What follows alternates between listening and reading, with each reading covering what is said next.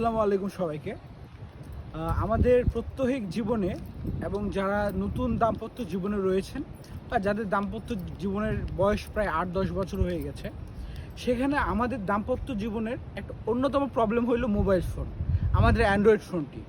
এই অ্যান্ড্রয়েড ফোনটি আপনার এবং আপনার স্ত্রীর মধ্যে এবং আপনার পরিবারের সাথে কতটা দূরত্ব বাড়িয়ে তুলছে, এটা আমরা কল্পনাতেও আন্দাজ করতে পারি না যে এটা আমাদের ব্যক্তিগত রিলেশনশিপটাকে কতটা ক্ষতিগ্রস্ত করে।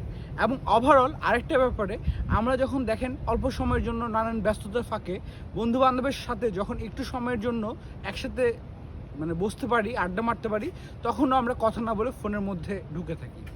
অতএব যদি আপনারা একটু গভীরভাবে দেখবেন, আপনার এই অ্যান্ড্রয়েড ফোনটি আপনি যদি টাইমলি ইউটিলাইজ না করার একটা স্কেডিউল তৈরি না করেন, এটি আপনার পারিবারিক এবং অন্তর্বর্তী সকল সম্পর্ক নষ্ট করে ফেলবে এবং দিন শেষে আপনাকে ডিপ্রেশনে ফেলে দেবে।